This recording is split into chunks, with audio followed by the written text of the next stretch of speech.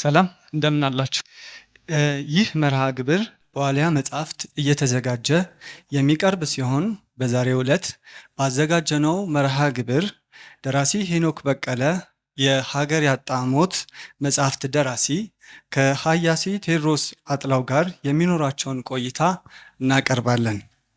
ዋልያ መጽሐፍት የተለያዩ ዝግጅቶችን በማዘጋጀት ማለትም የመጽሐፍት ምርቃት እንዲሁም የተለያዩ መልክ ያላቸውን ሀሳቦች እንዲሽከረከሩ እያመቻቸ የበኩሉን አስተዋጽኦ በማድረግ ላይ ይገኛል።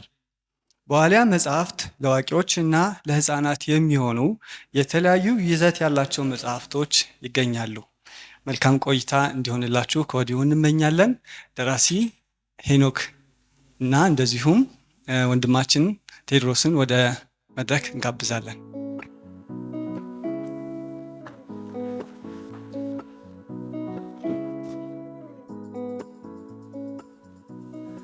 እንግዲህ ዛሬ ከሄኖክ ጋር እንድንወያይ እድል ተሰጥቶናል። እኔ ብዙ ጥያቄዎች አሉኝ። ከብዙ ጥያቄዎቼ ጥቂቱን ይዤለት መጥቻለሁ። ሄኖክ እንዳነበባችሁትም ሀገር ያጣ ሞት የሚባል ሾርት ኖቭል የጻፈ ደራሲያችን ነው። ብዙ ተስፋ የምናደርግበት ገጣሚያችንም እንደገና ደግሞ በሂስም በአናሊሲስም ስራዎቹ እንደ አዲስ እየተዋወቀን ያለ ወጣት ነው። ወጣት ደራሲ ብላችሁ አትሳሱልን ሲለኝ ነበር ቅድም፣ ግን ወጣት ደራሲያችን ነው። ከሄኖክ ጋር እኔ መጽሐፉን ሳነብ ያገኘኋቸውን ነገሮችና እንደገና ደግሞ ከሱም ጋር አንድ ጊዜም ተገናኝተን ያወራናቸው ነገሮች አሉ። ከነሱ በመነሳት አንዳንድ ጥያቄዎች ጠይቀዋለሁ። እኔ በራሴ ልጀምር። እንግዲህ አጠቃላይ ከሆነ ጥያቄ ነው የምጀምረው። ሄኖክ እንግዲህ ከመውጫ ላይ ይሄ ተረፈ ድርሰት ተረፈ ምርት ብለህ የጻፍከው ላይ በጣም በትህትና ሁሉን አየሁ ባልልም እዚህ ደርሻለሁ አይነት ነገር፣ ይሄን አቅርቤላችኋለሁ አይነት ነገር ጽፈሃል። እዚህ እስክትደርስ ብቻ ሳይሆን ከዚህም በኋላ ቃላትንም ጀምራችሁ ቃላት የተባለ ዲጂታል መጋዚንም ጀምራችሁ እየሰራችሁ ነው። የግጥም ስራዎችህንም በተለያየ ጊዜ በጣም መርጠህ ታቀርብልናለህ በሶሻል ሚዲያ። እስኪ አንተ ከስነ ጽሁፍ ጋር ያለህ ትውውቅ እንዴት እንደነበረ፣ ንባብህ፣ በአጠቃላይ ፈረንጆቹ ሊትራሪ ፒልግሪሜጅ የሚባለውን የስነ ጽሁፍ ጉዞ ምን ይመስላል? እሱን በምታዋወቅ ብንጀምር ከትውውቅህ ጀምሮ። እንደ ማንኛውም ሰው ያው ሊትሬቸርን ወይም ስነ ጽሁፍን በቅርበት ለማወቅ እድል የሰጠኝ ያው ትምህርት ቤት ነው። ትምህርት ቤት ላይ ብዙ ጊዜ ምንባቦች ምናምን በመማር እና ሞር ደግሞ የአማርኛ ትምህርት ደስ ይለኝ ስለነበር ብዙ ጊዜ ያው በምንማርበት ወቅት አስታውሳለሁ እና አማርኛ ትምህርት እንደ ማሟያ ነገር ነው እና ብዙም አስተማሪዎቹም ሪስፔክት አይደረጉም ነገር እና እኔ ግን በፍቅር ማረው ስለነበር ያ ነገር ወደ ሊትሬቸር ሞር እንድመጣ አድርጎኛል። እና ምንም በቃ ምንባብ ነው። ብዙም ያው አዲስ አበባ ብንሆንም ብዙ ይሄን ያህል በቃ መጽሐፍ የሚገኝበት ምናምን አክሰስ ያለበት ምናምን አድርገው ያስባል ሰው አዲስ አበባ መሆኑ፣ ግን እንደዛ አልነበረም። የተወሰኑ መጽሐፍቶች ናቸው ያሉት፣ ቤት ላይ የተወሰኑ መጽሐፎች ናቸው፣ ወይም ደግሞ አብዛኞቹ ከኔ ፍላጎት ጋር ማሄዱ በአብዛኛው ታሪክ ምናምን ማንበብ ፈልጋለሁ፣ ግን እንደዛ አይነት አይደለም። ሰው ብዙም እድሉ አልነበረም ነው እንደዛ። ግን ያው እያደግን ስንመጣ ሁላችንም ወደ ምንሳበት ነገር እናተኩራለን። እኔም ወደዛው ትኩረት በማድረግ የተለያዩ ደራሲያንን ዲስከቨር በማድረግ እንዲሁም በመጻፍ ያው መጽሐፍ የጀመርኩት በመጀመሪያ ግጥም ነው እና ልጅ ሆኜ ማስታወሳለሁ እና ባለፈውም ለቴዲ የነገርኩት ነበር። 11 ዓመት ልጅ ምናምን እያለ የጻፍኳቸው ግጥሞች አሁን ድረስ አሉ እንደ በማስታወሻ ነው፣ ትልቅ ማስታወሻ እና ማለት አሁን ሳያቸው ያስቁኛል። እንትናቸው ኦኬ እኔ የጻፍኩት ምናምን የምላቸው እንትኖች አሉ። ብዙም እዚህ ግባ የሚባሉ አይደሉም ርዕሶቹ፣ ትናንሽ ነገሮች ሊሆን ይችላል። ስለ ማንቸስተር ዩናይትድ ሊሆን ይችላል፣ ስለ ጥሩነሽ ዲባባ፣ ስለ ቤጂንግ ኦሎምፒክ ምናምን ሊሆን ይችላል፣ ወይ ስለ አባይ ምናምን፣ ወይ ደግሞ አብዛኞቹ ደግሞ መንፈሳዊ የሆኑ ይዘት ያላቸው ግጥሞች ናቸው እና ምናልባት አሁን ራሴን ሳየው ለምሳሌ በዛ እድሜ ያለ ልጅ አሁን ባገኝና እነዚህ ግጥሞቼን ይልኝ ምናምን ብሎ ቢያሳየኝ መክሊታ አይደለም ምናምን ልለው ይችል ነበር እኔ ራሴ ማለት ነው። ምክንያቱም ሳያቸው በጣም ትናንሽ ነገሮች ናቸው። ግን ያ ነገር በሂደት ያው ሳናቀው እያደገ ምናምን ይመጣል፣ እያደገ ይሄዳል። ስለዚህ ያው ማንኛውም ሰው ወደሚወደው ነገር ይሳባል። እኔም እንግዲህ እሱን ወደድኩ ይመስለኛል እና ያመጣ ግጥም እየጻፍኩ ምናምን ከዛ ፌስቡክ ላይ ምናምን መጻፍ ጀመርኩ ግጥም እያለ እንግዲህ እስከ ቅርብ ጊዜ ምናልባትም 3-4 ዓመት እስኪሆን ድረስ ድርሰት መጻፍ እንደሚችል ራሱ አላቅም ነበር። ማለት ይገርመኛል፣ እንዴት ነው ሰው ቁጭ ብሎ 300-400 ገጽ ምናምን የሚጽፈው ምናምን አያልቅባቸው ምናምን ብዬ አስብ ነበር ድሮ። ግን በጊዜ ሂደት ነገሮች የተረዳሁት ነገር ሰው ራሱን ለማወቅ ለማስተማር በተጋ ቁጥር በጣም ቀላል ነገሮች ናቸው። መጽሐፍም ቢሆን ራስን ኤክስፕረስ ማድረግም ቢሆን ምንም ነገር ማለት ነው። ስለዚህ ያመጣ ጓደኞቼም አሉ ምናምን እነሱም በእነሱም አስተያየት ያው ለመጻፍ ተበረታታሁ።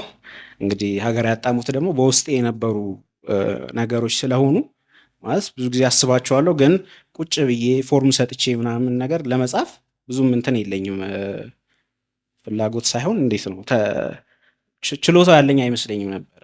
ግን ስሞክረው ግን ለራሴም ኤክስፒሪየንስ የሆነ ለራሴም የተማርኩበት ነገር ነው የሆነው። እነዛን ነገሮች ውስጤ የሚመላለሱትን ነገሮች እንደገና ደግሞ መጽሐፍ ውስጥ ያሉ ቲሞች በጣም ውስጤ ያስደንቁኝ ነበረ ከድሮም ጊዜ ጀምሮ ማለት ስለ ጊዜ ሳስብ፣ ለምሳሌ ስለ ሞት ሳስብ፣ የሰው ልጆች ስለሚያልፉበት መንገድ ሳስብ፣ መንገዶቻችን እንዴት ክሮስ እንደሚያደርጉ ሳስብ ምናምን እነዛ ፋሲኔሽኖች ሳይንስ ስናስበው ጊዜና ቦታ ምናምን የሚለውን ነገር ሳስብ እንዴት ነው ፊክሽን ሊሆኑ የሚችሉት እነዛ እና ያንን ነገር በመጽሐፍ ሂደት ውስጥ የሆነ ፊክሽን ብዬ አላስበውም። ምን ያሁን የራሴን ስራ ማለት ይሆን በፊክሽን እና በነን ፊክሽን መሀል ያለ የሆነ ቦታ እንደሆነ ይሰማኛል እንደዛ እና ያ ነገር እያደገ መጣ። ቃላትም ምናምን የተወለደው ከዛ ነው፣ ከጓደኞቼ ጋር በምናደርገው ኮንቨርሴሽን እና በምንወደው ነገር ነው። ስለዚህ ሰው ለምሳሌ ኳስ ከወደደ ኳስ ተጫዋች የመሆን እድሉ ከፍተኛ ነው። እንደዛው እኔም ያው ስነ ጽሁፍን በማንበብ ወደዛ ድራይቭ አድርጌያለሁ። ጥያቄውን መልሼ ከሆነ አመሰግናለሁ። በስፋት ነው የመለስክልኝ። አያወራም ተብዬ ነበር፣ አይናፋር ነው ብለውኝም ነበር፣ ግን በቂ ነው። አሁን ሀገር ያጣሞት ነው እዚህ እንደማስበው ያገናኘን። ለዚህም ውይይት የሚያበቃን እሱ ነው። ሀገር ያጣሞት 2 ዓመት ባልሞላ ጊዜ ውስጥ ለሁለተኛ ጊዜ እንዲታተም ሆኗል። ምናልባት የቅጂዎቹ ብዛት ትንሽ ናቸው፣ ያን ያህል ዲስትሪቢዩት ተደርጓል ተብሎ የሚኮራበትም ላይሆን ይችላል። ግን ባለን የመጽሐፍ የማሳተምና ዲስትሪቢዩት የማድረግ ሂደት ይሄ እንደ ትልቅ ነገርም ላየው የምችለው ነገር ነው። ብዙ መጽሐፎች 1000ም 2000ም ታትመው ሳይደገሙ የሚቀሩ መጽሐፎች አሉ። የታተሙትም ሳይሸጡ የሚቀሩ መጽሐፎች አሉ። ሀገር ያጣሞት ከመጀመሪያው እትም ጀምሮ ያው እትም ስንል ህትመት የሚለውን ኤዲሽን ሳይሆን ፕሪንት በሚለው እያሰብን እንዴት ነበር አቀባበሉ? አንተ ግብ ብለህ የያዝከው ነገር ነበረ በሀገር ያጣሞት? በተለይ ሲታተም የሆነ ግብ ይዘን ነው የምናሳትመው። ስትጽፈው ግብ ላይኖርህ ይችላል፣ ግብህ ኤክስፕሬስ ማድረግ ሊሆን ይችላል። ሲታተም ግን ከአንተ ውጭ ካለው አካል ጋር ከአንባቢ ጋር ከሀያሲም ሊሆን ይችላል ከዛም ጋር የምታስበው ግብ ሊኖር ይችላል እና ያን ግብህን ኖሮህ ከነበረ መጥቶልሃል ወይ? ሪቪው ተጻፈለት ወይ? ሂስስ ተደረገ ወይ? እነዚህን ጥያቄዎች አንድ ላይ ያይዘህ ልክ እንደሆኑ አመሰግናለሁ። ያው ሰፊ ጥያቄ ነው እንዳልከው። ያው እኔ እውቀቱ የለኝም በመጀመሪያ ደረጃ ማለት መጽሐፍ ማሳተም ምናምን የሚለው ነገር ለእኔ በህልም ውስጥ እንዳለ ህልም አይነት ሩቅ በጣም እንደዛ አይነት ነገር ነበር እና የመጀመሪያው ዝም ብሎ መጽሐፍ ሲጻፍ ሰልፍ ኤክስፕሬሽን ነው ምናምን ብቻ ማለት ውሸት ነው የሚሆነው። ማለት ማንኛውም ደራሲ ኮሚኒኬት ማድረግ ይፈልጋል ከሰው ጋር እና ደግሞ እርስ በርስ ሁላችንም የምንጋራቸው ነገሮች አሉ ህይወት ላይ እና እነዛ የሚያስገርሙኝን ነገሮች ይበልጥ ደግሞ ህይወትን ለማየት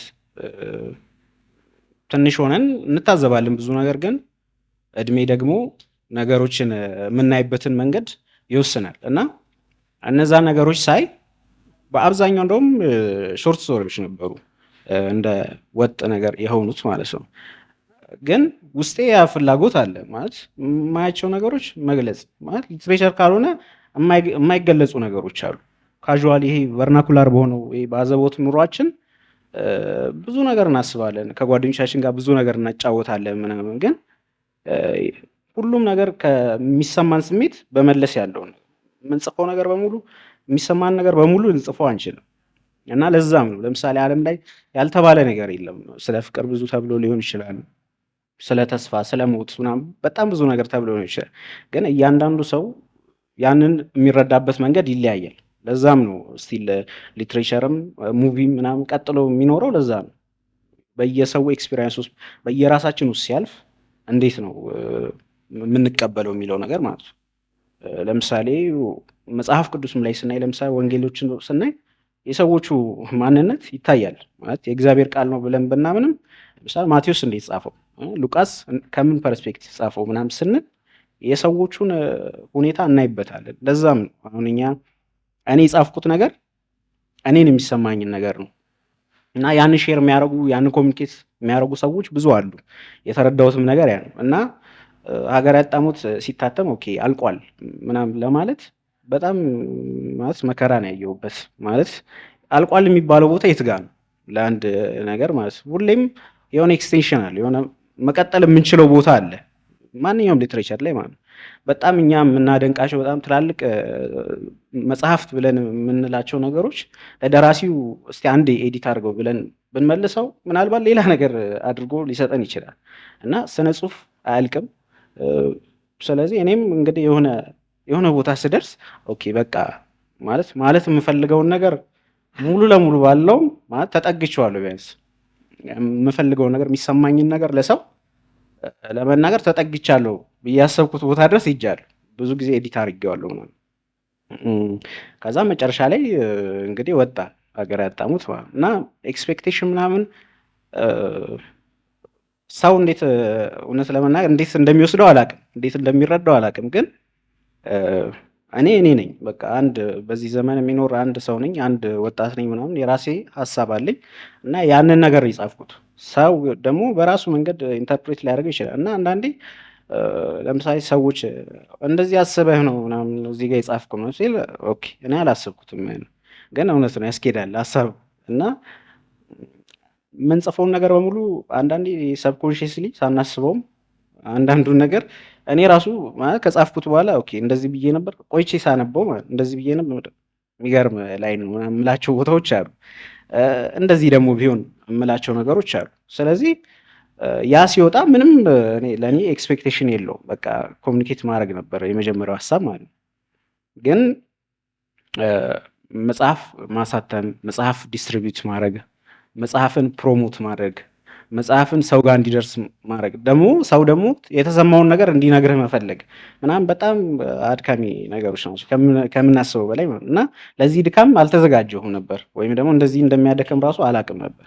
ግን አይገስ ሰዎች ወደውታል በጣም ማለት ጥሩ አስተያየቶች ሰጠውኛል። አስተያየት ብቻ ሳይሆን እንዴት ነው ለምሳሌ አንድ ሰው መጽሐፍን ወድጄዋለሁ አሪፍ መጽሐፍ ነው ሲልህና የተነካበትን ነገር ይሄ ነገር ነክሶኛል፣ የዚህ ሰው ታሪክ ነክሶኛል። ለምሳሌ የሐዋዝ ታሪክ በጣም ወድጄዋለሁ ራሴን ያየሁበት፣ ጋሽ ደስታን ታሪክ ራሴን ያየሁበት ምናምን ሲል የተለያዩ ናቸው ሁለቱም ማለት ነው እና ያኛውን እንወስዳለን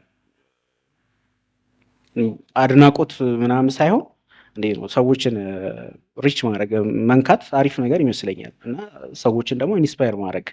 ምክንያቱም እኛም የምንወዳቸው መጽሐፎች አሉ፣ የሆነ ደራሲ የሚወደው መጽሐፍ አለ እና ከዛ ተነስቶ ነው የሚተጋውም ለመጻፍ የሆነን ነገር ማለት ነው እና ያ መስመር መኖሩ ሰዎችም በዛ መንገድ መቀበላቸው ምናምን ለእኔ አስደስቶኛል እና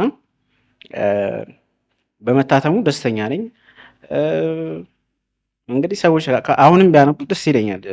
ማለት ምንድነው ሊል የፈለገው ምናምን የሚለውን ነገር ማለት ነው። እና ባይመቻቸውም ችግር የለውም፣ ያልተመቸው ሰው መብቱ ነው። ግን ሂስ ምናምን ብለኸኛል አይደለ? ሂስ ሂስ እንግዲህ ሂስ ያው እኛ ሀገር ታውቀዋለህ ትንሽ በሰዎችም አትፈርድም። አሁን አያሲ የምንለው ሰው አለ ነው የምር። አሁን በጣም ጥቂት ናቸው፣ በቁጥር ናቸው። እነሱም ቢሆን ያው ኑሮ ምናምን የራሱ ስትራግል አለው። ስለዚህ በዛ ነገር ይያዛሉ እና ያም ካልቸር የለንም ይመስለኛል። እና ሰው የሆነ አድናቆትን ለመቀበል ፈቃደኛ እንደሚሆነው ደግሞ ሪጀክሽን ለመቀበል ፈቃደኛ መሆን አለበት። ያንንም ነው እኔ ለሰው እንትን የምለው ማለት ነው። የሆነ መጽሐፍ ሲጻፍ ሰው ይወድልኛል ተብሎ ከተጻፈ በጣም ዲስአፖይንቲንግ ነው የሚሆነው መጨረሻ ማለት ዲስከሬጅ ያደርጋል። እና ሰው ሲጽፍ ያንን ጥበቃ አውጥቶ ቢጽፍ እመርጣለሁ። ምክንያቱም ከዛ ከተነበበ ጥሩ ነው፣ ካልተነበበ ደግሞ ያ መከፋት አይመጣም ነው። ምክንያቱም በጣም ይሄ ሪች የሆነ የስነ ጽሁፍ ባህል ያለን ህዝቦች አይደለም እና ብዙ ነገሮች ግራ አጋቢ ናቸው እኛ ነገር ላይ እና ይሄ አልተለመደም። እንደዚ አይነት ለምሳሌ አጻጻፉ ትንሽ ቀየር ሲል ፐርሰናል የሚያደርገው ሰው አለ ማለት ለምን እንደዚህ ሆነ ምናምን ነገር የስነ ጽሁፍ ቅርጽ የስነ ጽሁፍ አላባውያን ምናምን የሚል ሰው ሊኖር ይችላል። እና ያ ያስፈልጋል፣ ስትራክቸር የሚያስይዝ ነገር ያስፈልጋል፣ ህግ ምናምን መኖር አለበት ለስነ ጽሁፍ። ግን ደግሞ የምናይበት እንትንም ትንሽ መቀየር እንዳለበት ይሰማኛል። ሊትሬቸር እንዴት ነው የምናየው? እና ይሄ የተለመደው እንደዛ ነው። በጣም ሰፊ የሆነ የራሳችን ፊደል አለን እንላለን፣ የራሳችን አጻጻፍ ባህል አለን ምናምን እንላለን። ግን እንደምንለው የምር በጣም ሪች ነን ወይ ስንል እንደዛ አይደለም። ሰው ይሄ የተለምደውን አተራረክ ይወዳል። ከዚህ ተነስቶ እዚህ ደረሰ ምናምን። ወይም ደግሞ የሆነ ክፉ ሰውዬ ነበር፣ የሆነ ደግ ሰውዬ ነበር፣ ከዛም መጨረሻ ላይ ደጉ ሰውዬ ሲሳካለት አይነት እና ክፉ ሰውዬ ደግሞ ወይ የሆነ ችግር ሲገጥመው ምናምን እንደዛ አይነት ነገር ይወዳል ሰው። ግን ደግሞ ህይወት እንደዛ አይደለም። እና ብዙ ጊዜ አሁን ቪሊያኖች ወይም ደግሞ እንዴት ነው ተጻራሪ ከዋናው ገጸ ባህሪ ተጻራሪ ሆነው የሚቆሙት እንትኖች ሰው እንደዚህ አይነት ነገር የሆነ ሪዞሉሽን መጨረሻ ላይ የሆነ ችግር ደርሶባቸው ነው ወይ ደግሞ እውነት አሸንፎ ምናምን ፍትህ ሰፍኖ ምናምን ሰው ማየት ይፈልጋል። ግን ህይወት ደግሞ እንደዛ አይደለም ብዙ ጊዜ ማለት ነው። የዚህኛውን የህይወት መልክ ማሳየት አለብን። ስለዚህ ከዛ አንጻር በቂ ይመስለኛል እንግዲህ እስካሁን ያለው ነገር እና በፕሮሰስ ውስጥ ለራሴ መማሪያ ነው ማለት መጽሐፍ። አሁን ሁለተኛ መጽሐፍ ብጽፍ የመጀመሪያውን ለመጽሐፍ የወሰደብኝን ያህል ድካም አይወስድብኝም፣ ራሴም የተማርኩበት ስለሆነ ማለት ነው። እና በዛ ኤክስፔሪንስ ውስጥ ደግሞ የኔንም ማስተሳሰብ ሼፕ አድርጓል። ብዙ ነገር ብዙ ነገር እንዳስተውል እና የተወሰኑትን ተረፈ ምርቱ ላይ ለማስቀመጥ ሞክሬያለሁ። ማለት ስጽፈው የተሰማኝን ነገር ለምን እንደጻፍኩት ምናምን የሚለውን ነገር ለማስቀመጥ ሞክሬያለሁ የተወሰነው እና ለእኔም መማሪያ ስለሆነ ደስ ብሎኝ ነው የምቀበለው፣ ደስ ብሎኝ ነው የምወስደው። እንደገና ደግሞ ሰው ጋር ኮሚኒኬት ማድረግ ስለቻልኩ እና አንብቦት ደግሞ የተሰማቸው ነገር ስለነገሩኝ እና ማተር እንደሚያደርግ ስላሳዩኝ ለሰዎች ደግሞ አመስጋኝ ነኝ እሱ ማለት ነው። በጣም አመሰግናለሁ። ከዚሁ ከአቀባበሉ ጋር በተያያዘ በተለይ በወጣቶቹ ደራሲዎች በሚጽፏቸው ድርሰቶች ላይ የሚሰጡ አስተያየቶች አሉ። እኔም የምሰማቸው የማነባቸው ሱሳይዳል የመሆን ነገር አዝማሚያ፣ ጸለምተኛ የመሆን አዝማሚያ፣ ቀድምም ስንነጋገርበት እንደነበረው እንደሱ አይነት አዝማሚያዎች አሏቸው እና ጭልም ያለ ነገር ነው ምን እንድናገኝበት ነው የሚጽፉት የሚል ነገር አለ። ለዚህ የምትለው ነገር አለ? አለኝ ብትል ደስ ይለኛል። ብዙ ጊዜ ያው እኔ ብቻ ሳልሆን የኔ አሁን የዚህ ዘመን ጸሐፊዎችም ምንድን ነው ትችት ነው የሚተቹበት ወይም ደግሞ የሚነሳ ፖይንት ነው። በጣም ጨለምተኛ ናችሁ ምናምን፣ ምንም ተስፋ አታዩም ምናምን፣ ወይ ደግሞ ምንድን ነው እንደዚህ አይነት ነገር ትንሽ ተስፋ አሳዩን፣ ትንሽ ብርሃን አሳዩን ምናምን። በጣም ብዙ ሰው እንደዛ ይላል እና ጥያቄው ተገቢም ነው ተገቢም አይደለም። እንዴት እናየዋለን ይሄን? ለምሳሌ ድሮ እንዴት ነው ስነ ጽሁፍ ስንጀምር የመጀመሪያው ዴፊኒሽን ብለን የምንጀምረው ስነ ጽሁፍ የገሃዱ ዓለም ነጸብራቅ ነው እንላለን። እና ገሃዱን ዓለም ማንጸባረቅ ካለበት እኔ አሁን ኢትዮጵያ ውስጥ እየኖረ በጣም እንዴት ነው ብርሃናማ ነገር የሚታየው ሰው ካለ ወይ እኔ ሌላ ሀገር እየኖርኩ ይሆናል አላውቅም። ግን ስለዚህ ያንን ዴፊኒሽን ተጻሮ ይጀምራል ማለት ነው ሰውየው። ስነ ጽሁፍ የገሃዱ ዓለም ነጸብራቅ ነው ማለት አይችልም። ወይም ደግሞ እኛ ይህንን ጨለማ ያለውን ነገር እንድጽፍ መፍቀድ አለበት ብለን እናስባለን።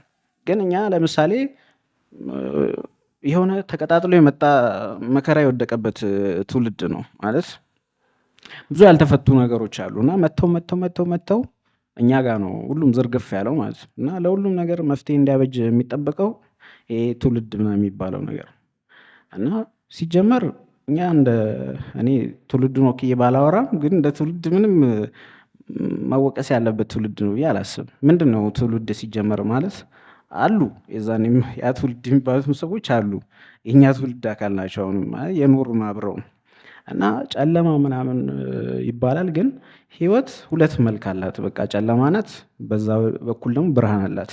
እና ሰው አንዳንዴ ከሚጻፈው ነገር አሻግሮ ቢያይ ብዬ አስባለሁ። ለምሳሌ ጨለማ የምንለው ነገር ለምሳሌ በምሳሌ ለማስረዳት ለምሳሌ ስብሐት ገብረ እግዚአብሔር ሲጽፍ የሆነ ሴክሹዋል የሆነውን ነገር ብቻ የሚያይ ሰው አለ እና ለሱ ብሎ የሚያነብ ሰው አለ። ያ ሰውዬ መጽሐፉን ሀሳብ አቶታል ብዬ አስባለሁ። እና ስብሐት ስለ እርጅና ለምሳሌ ሊያወራ በፈለገበት መንገድ ላይ እዛ ጋር የሚቀር ሰው አለ እና እኛም ጋር አሁን ጨለማው ጋር ባይቀሩ ደስ ይለኛል። ማለት እያንዳንዱ የጨለማ ዘንግ ወደ ብርሃኑ የሚመራ ነው እና ይሄ የመሟሟቅ ስሜት ይሄ ብርሃን ተስፋ ምናምን የሚለው ነገር ብዙም የረዳን አይመስለኝም። እና ፌስ ማድረግ እንዳለብን ይሰማኛል ያለውን ችግር። ህይወት ደግሞ ምን አይነት እንደሆነች ማለት የምንኖረው ህይወት እኮ ነው። እና ሲጻፍ ግን በጣም እንዴት ነው ኦፌንስ እንወስዳለን። እና እንደዛ ባይሆን እና ጨለማ ሲባል ጨለማ የህይወት አንድ አካል ነው። እንደገና ደግሞ ጨለማ ለምሳሌ ሰዎች በጣም ድህነትን በማጥናት በጣም ኢንቨስትድ የሚሆኑት በጣም የድህነት ፍቅር ስላላቸው ምናምን አይደለም፣ እንዴት ብልጽግና ይመጣል የሚለውን ነገር ለማወቅ ነው። እና ሌላውም ነገር ነው። እና አንዱ ሳይድ ሲጠና ያኛው ሳይድ አብሮት አለ ነው። ህይወት በዚህ መንገድ ነው የሰራሽው፣ የሆነ ዱዋሊቲ አለው። ስለዛ ብርሃን ብቻ የሆነ እንደዛ የሚባል ነገር የለም። እና ግን ማወቅ ሌላው ደግሞ እንዴት ነው ብርሃንም የሚጠቅምህ ከአንተ ሳይድ ሲሆን ብቻ ነው። ማለት ወደዛ ባበራው የሆነ ላይት ያሳየኛል፣ ግን እንደዚህ ፊት ለፊቴ ቢበራብኝ ግን ምንም አይታየኝም። ስለዚህ ከኛ ሳይድ ላልሆነ ብርሃን ባንደክም ጥሩ ነው። እና ሱሳይዳል ምናምን እኔ ሱሳይዳል አይደለሁም፣ ሰዎች እንዲሆኑም አልመክርም በፍጹም ማለት ነው። እና እንደዚህ አይነት ነገርም የለውም። ሞር እንደውም እኔ ሰዎች ተስፋ እንዲኖራቸው ነው የምፈልገው። እና ያን አስቤ እጽፋለሁ እያልኩ አይደለም፣ ማለት በቃ ተስፋ ላሳያቸው ብዬ እጽፋለሁ እያልኩ አይደለም። ግን እንደዚሁ ፐርሰናሊ ባለኝ ከድርሰቱ ውጪ ሰዎች ተስፈኛ ቢሆኑ እመርጣለሁ። እና እንደዛ ነን ብዬም አላስብም። አብዛኞቻችን ለምሳሌ እንደዚህ ጨለማ ነው ምናምን የሚባለውም ሰው ለምሳሌ አንዳንድ ሰው እንደዛ ሳይኮሎጃይዝ ያደርግሃል። ለምሳሌ ኦኬ ሰውዬ በጣም ስለ ጨለማ የሚጽፈው በቃ ህይወቱ በጨለማ የተሞላ ነው ብሎ ሊያስብ ይችላል።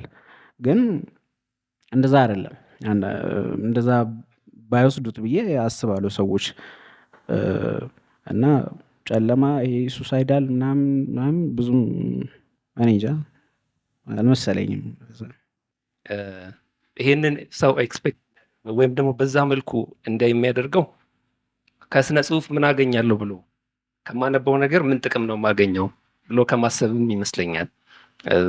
ከተግባር ጋር የማዛመድ ከተግባር ጋር የማስተዛዘል ነገር አንተ ስትጽፍ ለሆነ ተግባር ትጽፋለህ። እኔ ይሄን ህብረተሰብ ልለውጥ ብለህ ተነስተህ ከሆነ ይሄ ኤክስፔክት ይደረግብሃል።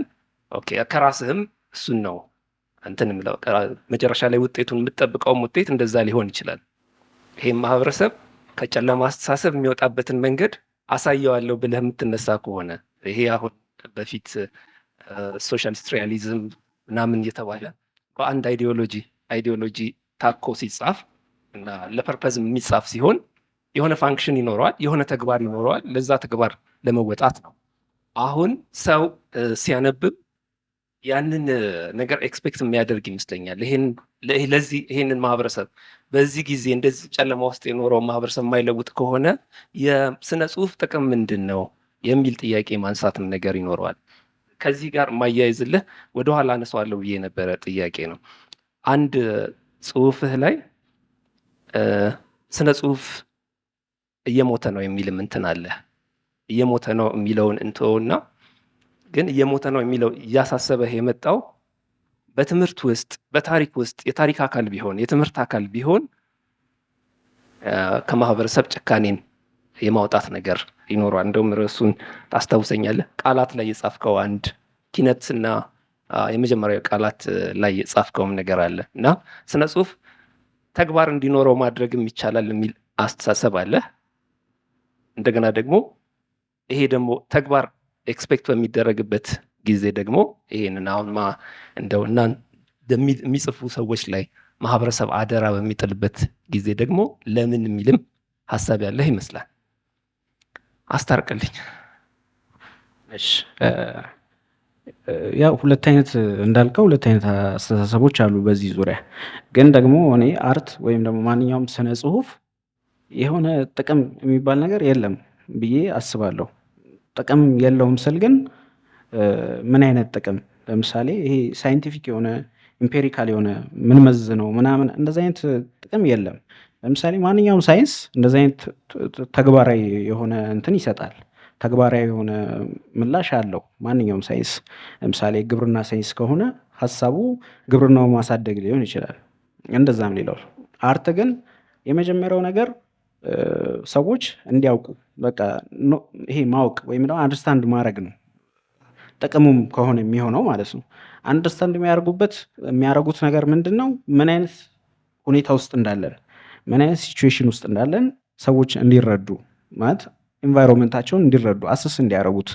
ዝም ብሎ ይሄ የደመነፍስ ኑሮ ለሰው ልጆች የተሰጠ አይደለም እና የሰው ልጅ ምድር ላይ እስካለ ድረስ ምን ውስጥ ነው የኖርኩ ያለሁት እና ማይጠቅመኝን ነገር እንዳልከው ለምሳሌ ይሄ ከምድራዊ ኖሮ ይሄ ማቴሪያል ከሆነው ዓለም ማይጠቅመኝን ነገር እንዴት ነው ላስወግድ የሚችለው? የሚጠቅመኝን ነገር ደግሞ እንዴት ነው ልጨምር የሚችለው ነገር? ይሄ የሰው ልጅ ሀሳብ ነው ትክክለኛው ማለት ነው። ግን አርት ስነ ጽሁፍ ብዙ ጊዜ እንደዛ ይጠበቅበታል። ግን ለምን? ለምሳሌ የሙያ ጽሁፎች አሉ፣ እነሱን ማንበብ ይችላል የሆነ ጥቅም የሚፈልግ ሰው ማለት ነው። ግን በዋነኝነት ኢሞሽን ነው በቃ አርት ላይ እንትን የሚለው ማለት ነው። ያ ደግሞ የሰውን ማይንድ ያሳድገዋል ብዬ አስባለሁ እኔ ማለት የሆነ እንደዛ የሚሉ ለምሳሌ አሁን ፊክሽን ለምን አነባለሁ ምናምን የሚሉ ሰዎች አሉ። ፊክሽን በቃ አላነብም ምን ይጠቅማል ምናምን የሆነ የማይጨበጥ እንትን ምናምን የሚመስላቸው ሰዎች አሉ። አሁን ያንን ሰው ግዴታ አይ ፊክሽን ይጠቅማል አንብብ ልለው አልችልም። ግን ደግሞ ማለት የሚያነብ ሰው ምን እንደሚጠቅመው ይረዳል ነው። አይምሮ ይሰራል። ብዙ ጊዜ ፖለቲክስ ለምሳሌ እኛ ሀገር ላይ ማለት ነው ብዙ በጣም እንትን የሆኑ ሰዎች በሙያቸው በጣም ብዙ ሊያበረክቱ የሚችሉ ሰዎች በሙያቸው በጣም ኢንቴሌክቹዋል የሆኑ ሰዎች ይዞሩና ያው የሰው ፎከስ የት ጋር እንደሆነ ስለሚታወቅ ፖለቲክስ ውስጥ ይገባሉ እና ቦታቸው አይደለም ምናምን የማይሆን ነው እንትን ይላሉ። ግን ደግሞ የሰው ልጆች ዓለም ላይ እስካሉ ድረስ በተለይ ደግሞ ኢትዮጵያ ውስጥ የሰው ልጅ ልብና አይምሮ ምናምን ነገር ፖለቲክስ ሊሰራው አይችልም። እንዴት ነው? ለምሳሌ የሆነ ልጅ እገሌ የሚባለው እንትን ወንድምህ ነው ውደደው ስላልከው ሊወደው አይችልም። በዛ ውስጥ መማር ያለበት ነገር አለ። ኢሞሽን ማለት ያ ሰውዬም የኔ ህልም አለው ማለት ያ ሰውዬም እንደኔው ይሰማዋል ብሎ እንዲያስብ የሚያደርገው ሊትሬቸር ነው ወይም ደግሞ ሌሎች አርት ፎርሞች ማለት ነው። ስለዚህ አሁን ያንን ለምሳሌ እኛ የለንም እንደዚህ አይነት ሪች የሆነ ነገር ስነ ጽሁፍ ምናምን ምንም አናውቀውም። የትምህርት ሲስተማችን ውስጥ እንደዚህ አይነት ነገር የለም እና ሩቅ ነን ለእንደዚህ አይነት ነገሮች። የሰው ልጆች ዩኒቨርሳል የሆነ ኮንዲሽን አለ እና ያንን ነገር እንደምትጋራው ማወቅ ነው ሰውን እንድትወደውም የሚያደርግህ እንድትረዳውም የሚያደርግህ ማለት ነው። እና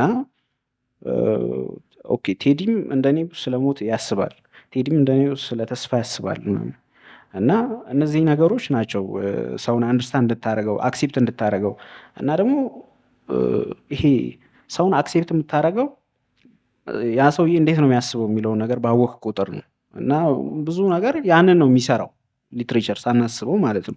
ለሰዎች እንድናዝን ምናምን የሚያደርገን ያ ነው ሳናውቀው ማለት ነው እንጂ የሆነ በስብከት በዲስኩር ምናምን በፋክት በቁጥር በምናምን አይደለም። በቃ ስቶሪዎች ናቸው የሚሰሩት ማለት ነው። እና የሆነ እንደዚህ ሆነ ምናምን 70% እንደዚህ ሆነ ምናምን በማለት የሰው ልጅ አይለወጥም። እና እንደዚህ 20% ምናምን ሰው ተፈናቅሏል ምናምን ብል ለምሳሌ ኦኬ ለምደነዋል ምናምን ጆሮአችን ላይ ነጥሮ ይመለሳል።